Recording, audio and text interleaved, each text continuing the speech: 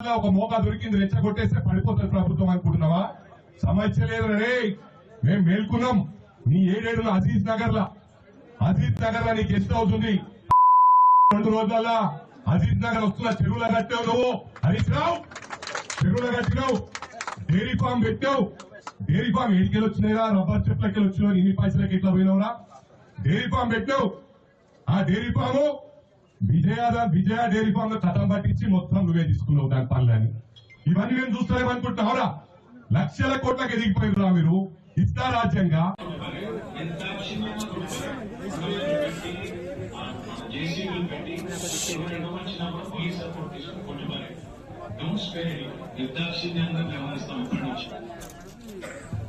ఇప్పుడు వీడేమో కేటీఆర్ గారు ఏం చెప్తున్నాడు?